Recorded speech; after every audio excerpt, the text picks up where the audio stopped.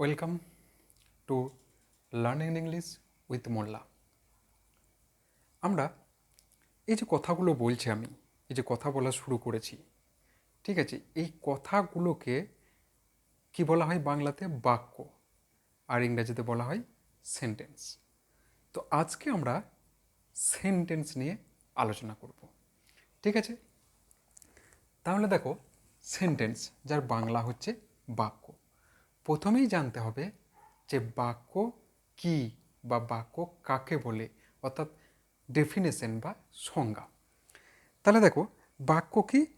A group of words that makes a complete sense is called a sentence. A group of word that makes a complete sense is called a sentence. বাংলাটা কি হবে? বাংলাটা হবে যে যখন কয়েকটি শব্দ বা শব্দগুচ্ছ পাশাপাশি বসে একটা সম্পূর্ণ অর্থ প্রকাশ করে, তখন তাকে বাক্য বলে। এক্সাম্পল কি হবে? এখানে এক্সাম্পল দেওয়া যেতে পারে কি, I write a letter. I write a letter. দেখো, এখানে 1 2 3 4 চারটা শব্দ আছে। এই চারটা শব্দ পাশাপাশি বসে একটা সম্পূর্ণ অর্থ প্রকাশ করেছে, অর্থাৎ আমি একটা চিঠি লিখি। তাহলে এটা বাক্য। আমরা এতদিন এটাই জানতাম, কিন্তু মডার্ন গ্রামার বলছে না, এই ডেফিনেশনটা বা এই কনসেপ্টটা, এই সংজ্ঞাটা সম্পূর্ণ সঠিক নয়। ওনারা কি বলছেন? ওনারা বলছে a word or a group of word having a clear meaning in a given context is called a sentence. অর্থাৎ ওনারা বলছে কোনো প্রসঙ্গে given context, that is the most important part of this definition. কোনটা? না, a word or a group of words having a clear meaning in a given context. এই given context কথাটাই হচ্ছে মডার্ন গ্রামাসিয়ানরা হাইলাইট করেছে। কীরকম? না, বলছে কোনো প্রসঙ্গক্রমে এক বা একাধিক শব্দ যখন একটা পরিষ্কার অর্থ প্রকাশ করে, ক্লিয়ার মিনিং। আমরা এতদিন জানতাম কমপ্লিট সেন্স, কিন্তু এখন বলছে ক্লিয়ার মিনিং, ঠিক আছে? তাহলে এক বা একাধিক শব্দ কোনো প্রসঙ্গে ক্লিয়ার, পরিষ্কার অর্থ প্রকাশ করে, তাহলে তাকে বাক্য বলে, ঠিক আছে? একটা সেন্টেন্সও একটা ওয়ার্ডও একটা বাক্য হতে পারে, এটা মডার্ন গ্রামাসিয়ানরা বলছে। যেমন একটা এক্সাম্পল দেওয়া যাক। দেখো, যেমন দেখো, ইয়েস ইয়েস, এটা একটা বাক্য। মডার্ন গ্রামারসানদের মত অনুযায়ী এটা একটা বাক্য হতে পারে। কখন? ইন আ গিভেন কনটেক্সট, অর্থাৎ প্রসঙ্গক্রমে। প্রসঙ্গ কি? যদি তোমাকে তোমার বাবা বা মা জিজ্ঞেস করে যে have you done your home task, have you done your home task, তুমি বললে ইয়েস, শুধু একটা ওয়ার্ড ইয়েস। এই ক্ষেত্রে এই ইয়েস একটা সেন্টেন্স। ইয়েস হচ্ছে সেন্টেন্স। কেন সেন্টেন্স? কারণ এখানে ক্লিয়ার অর্থ প্রকাশ করেছে। অর্থাৎ তোমাকে যখন জিজ্ঞাসা করছে have you done your home task, তুমি বললে ইয়েস। এই ইয়েস ওয়ার্ডটার মাধ্যমে বোঝা গেল যে তুমি তোমার হোম টাস্ক করে নিয়েছো। তাহলে কনসেপ্টটা কী দাঁড়ালো? যে আমরা যে ওল্ড ভিউটা জানতাম যে কতকগুলো শব্দ পাশাপাশি বসে একটা সম্পূর্ণ অর্থ প্রকাশ করে, তখন তাকে বাক্য বলে। কিন্তু না, এখন থেকে আমরা শিখব, আজ থেকে আমরা শিখব যে এক বা একাধিক শব্দ কোনো প্রসঙ্গে পরিষ্কার অর্থ প্রকাশ করলে তাকে বাক্য বলে। ক্লিয়ার? এরপরে আমরা দেখব ফরমেশন অফ সেন্টেন্স, অর্থাৎ বাক্য কিভাবে গঠন করা হচ্ছে। ফরমেশন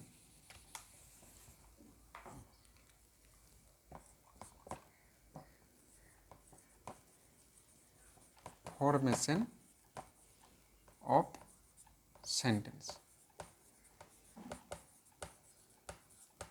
ফরমেশন অফ সেন্টেন্স, ঠিক আছে? ফরমেশন অফ সেন্টেন্স, দেখো, sentence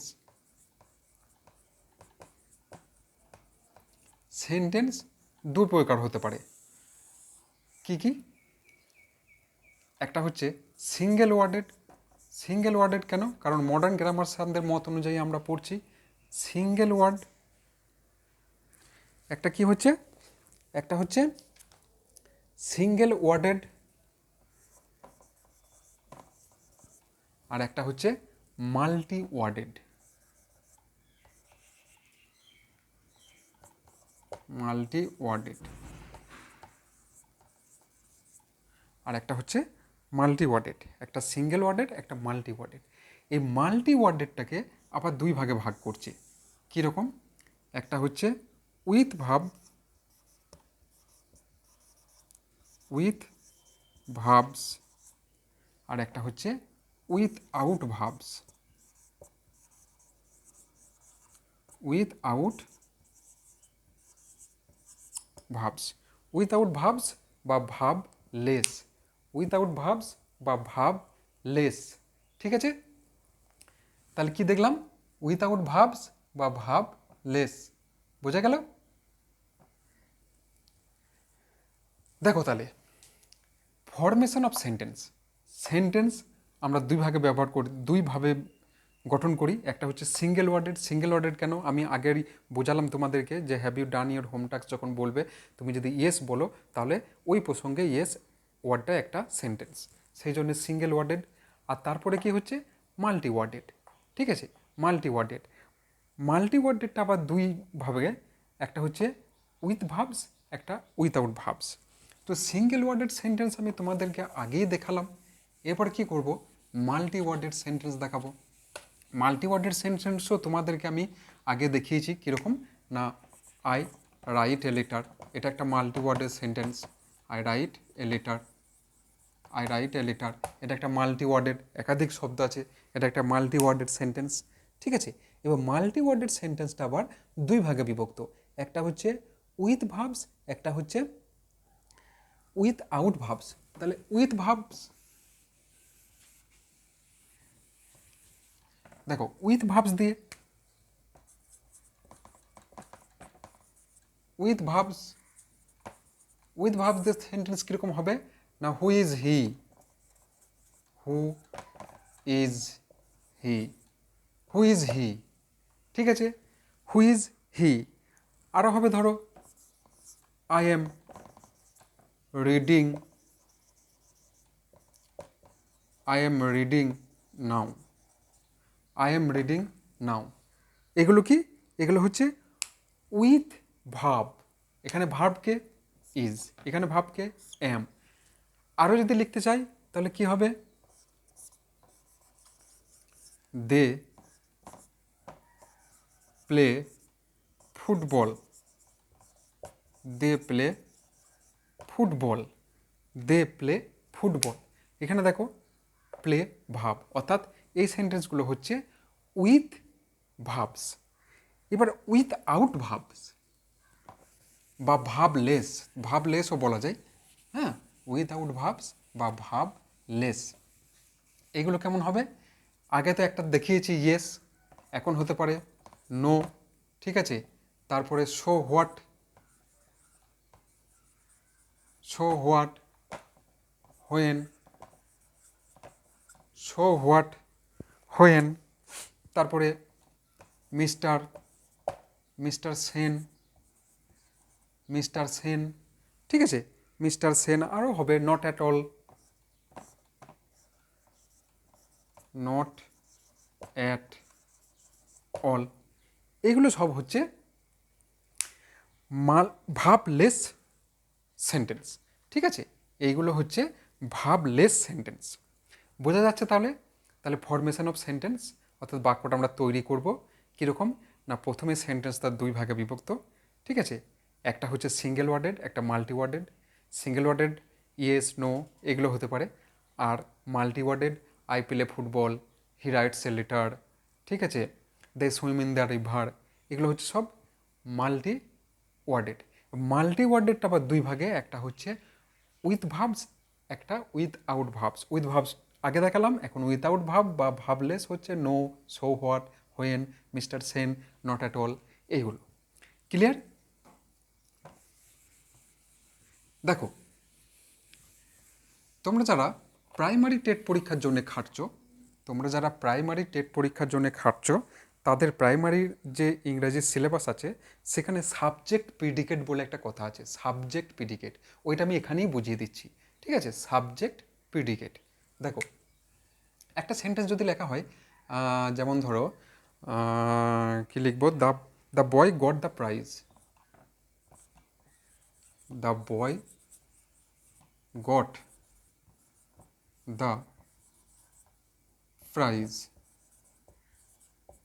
the boy got the prize, the boy got the prize.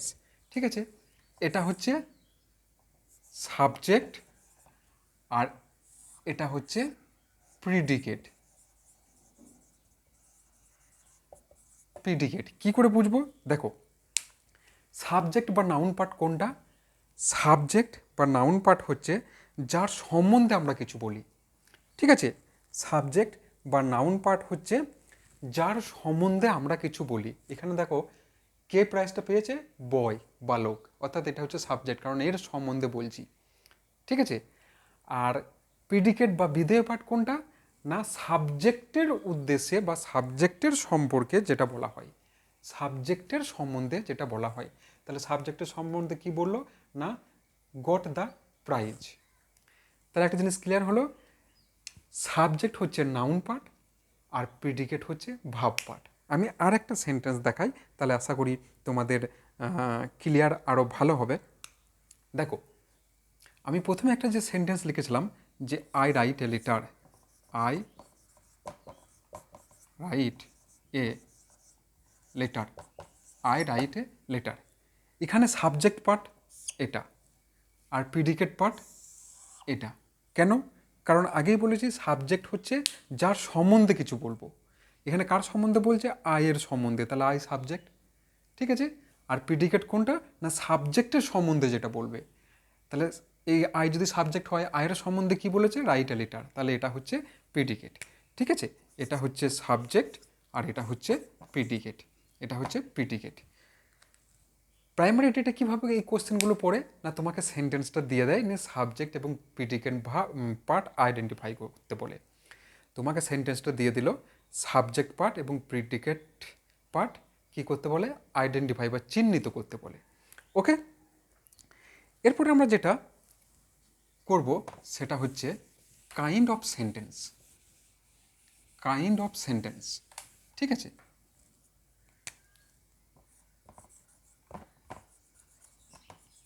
Kinds of sentence.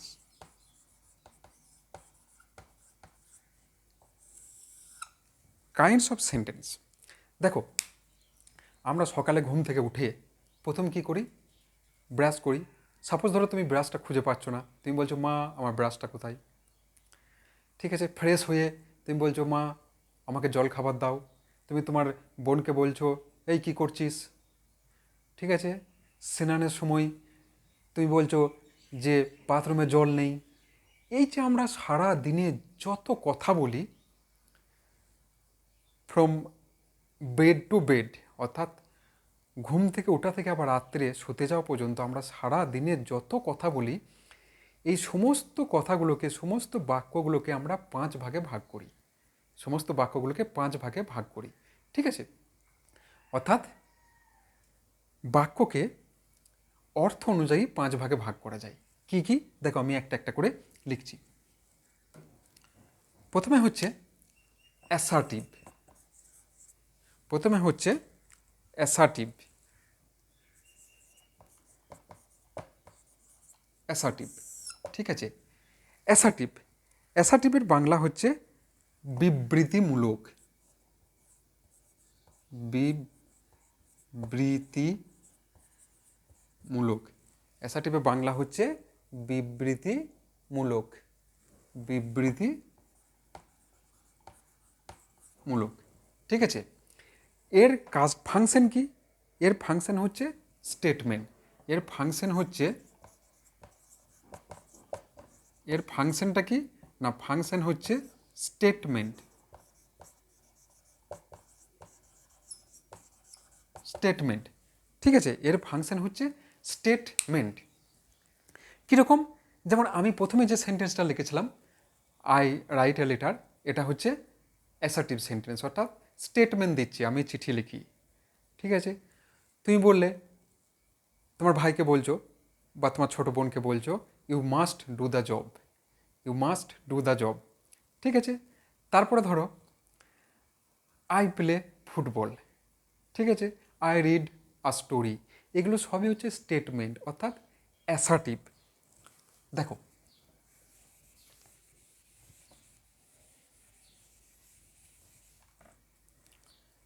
দেখো I play football, I play football, এটা হচ্ছে অ্যাসার্টিভ, অর্থাৎ এর ফাংশনটাকে স্টেটমেন্ট। তাহলে এখানে হচ্ছে সাবজেক্ট, এটা ভার্ব, এটা অবজেক্ট।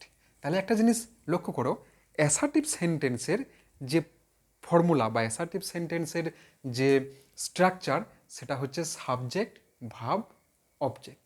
ওকে, সাবজেক্ট ভার্ব অবজেক্ট। তোমাকে যখন কেউ বলবে একটা অ্যাসার্টিভ সেন্টেন্সের এক্সাম্পল দাও, তুমি এইটা মাথায় নিয়ে আসবে যে প্রথমে সাবজেক্ট হবে, তারপরে ভার্ব হবে, তারপরে অবজেক্ট হবে। ওকে, এই ভার্বটা প্রেজেন্ট ফর্ম পাস্ট ফর্ম দুটোই হতে পারে, কোনো প্রবলেম নেই এখানে। আইডেন্টিফাই করা নেই যে ভার্ব প্রেজেন্ট ফর্মই হতে হবে, যে কোনো ফর্ম হোক, শুধু স্টেটমেন্ট হিসাবে কাজ করলেই হবে। ওকে, এরপর দেখো ইম্পারেটিভ।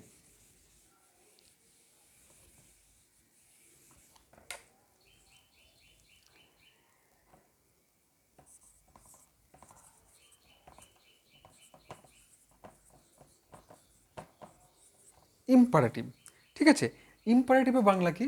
ইম্পারেটিভে বাংলা হচ্ছে আদেশ, অনুরোধ, আদেশ অনুরোধমূলক বাক্য। ঠিক আছে, আদেশ অনুরোধমূলক বাক্য। এর ফাংশনটা কি? হ্যাঁ, এর ফাংশন হচ্ছে কমেন্ট, কমেন্ট, এর ফাংশন হচ্ছে কমেন্ট। ঠিক আছে, অর্থাৎ কমেন্ট বলতে কি বলছে না, request, order, advice, request, order, advice. Okay, এই ইম্পারেটিভ সেন্টেন্সের একটা ফর্মুলা বা স্ট্রাকচার আছে, সেটা হচ্ছে verb plus object, verb plus object. যেমন একটা example, open the door, open the door, open the door, দরজাটা খুলো। দেখো ভার্ব, এটা হচ্ছে ভার্ব, আর এটা হচ্ছে অবজেক্ট, ভার্ব প্লাস অবজেক্ট। বোঝা যাচ্ছে? নেক্সট,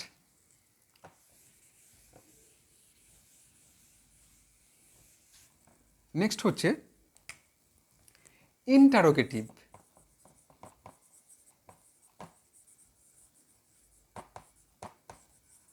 নেক্সট কি? ইন্টারোগেটিভ। নেক্সট হচ্ছে ইন্টারোগেটিভ। ওকে, ইন্টারোগেটিভ হচ্ছে জিজ্ঞাসামূলক বা প্রশ্নসূচক বাক্য, অর্থাৎ ইন্টারোগেটিভ সেন্টেন্সের সবচেয়ে চেনার সবচেয়ে ভালো পদ্ধতি হচ্ছে কোশ্চেন মার্ক। কি থাকবে?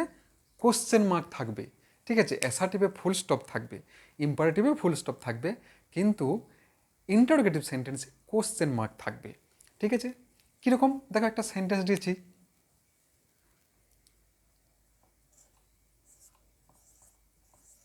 Does he see the bird, does he see the bird.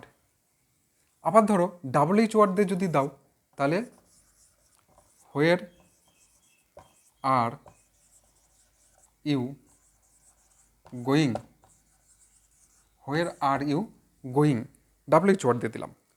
তাহলে এখানে কি বোঝাচ্ছে না, এখানে তোমাকে কোনো কিছু জিজ্ঞাসা করছে, আস্ক এ কোশ্চেন। তাহলে ইন্টারোগেটিভ সেন্টেন্সের ফাংশনটা কি হলো? কোশ্চেন, অর্থাৎ আস্ক এ কোশ্চেন। ওকে, এরপরে অপটেটিভ, ইচ্ছামূলক বাক্য। অপটেটিভ, ইচ্ছামূলক বাক্য। দেখো অপটেটিভ, অপটেটিভ, অপটেটিভের বাংলা কি? ইচ্ছামূলক বা প্রার্থনামূলক বাক্য, ইচ্ছামূলক বা প্রার্থনামূলক বাক্য। ঠিক আছে, এর ফাংশনটা কি? এর ফাংশন হচ্ছে ডিজায়ার, ডিজায়ার, এর ফাংশন হচ্ছে ডিজায়ার, অর্থাৎ ইচ্ছামূলক বা প্রার্থনামূলক বাক্য। হয়েছে। এর ফর্মুলাটা কি? এর ফর্মুলাটা বা স্ট্রাকচারটা, প্রথমে মে তারপরে অ্যাসার্টিভ। প্রথমে বসবে মে তারপরে অ্যাসার্টিভের যে ফর্মুলা সেটাই এখানে বসবে, অর্থাৎ প্রথমে মে তারপর সাবজেক্ট তারপর ভার্ব তারপরে অবজেক্ট। হয়েছে। যেমন দেখো, may you live long, may you live long, may you live long. Clear? দেখো, মে বসবে অপটেটিভ সেন্টেন্সে, তারপরে অ্যাসার্টিভের যে গঠন, প্রথমে সাবজেক্ট তারপরে ভার্ব তারপরে অবজেক্ট। ঠিক আছে, বোঝা যাচ্ছে? এরপর আমরা যেটা দেখব সেটা হচ্ছে exclamatory sentence. Exclamatory sentence, optative sentence চেনার একটা নিয়ম হচ্ছে প্রথমে জেনারেলি মে থাকে, তবে কিছু কিছু ক্ষেত্রে মে নাও থাকতে পারে। ঠিক আছে, এরপরে হচ্ছে এক্সক্লেমেটরি সেন্টেন্স। এক্সক্লেমেটরি সেন্টেন্স,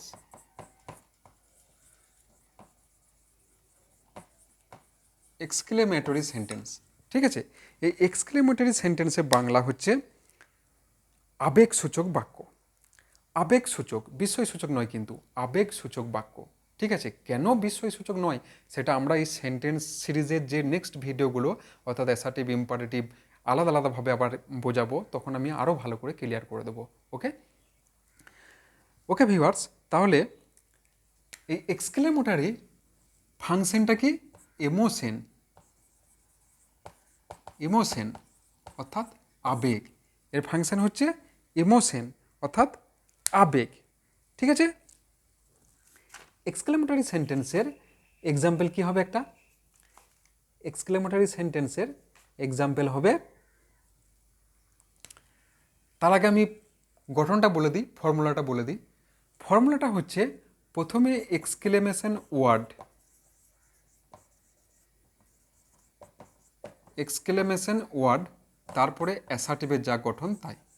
প্রথমে এক্সক্লেমেশন ওয়ার্ড তারপরে অ্যাসার্টিভের যা গঠন তাই।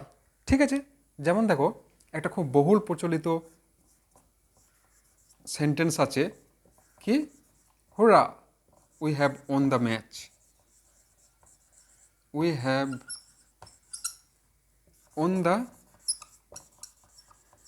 Match, hurrah we have won the match. অর্থাৎ এখানে কি প্রকাশ করছে? হুররা শব্দটার মাধ্যমে ইমোশন, আবেগ প্রকাশ করছে।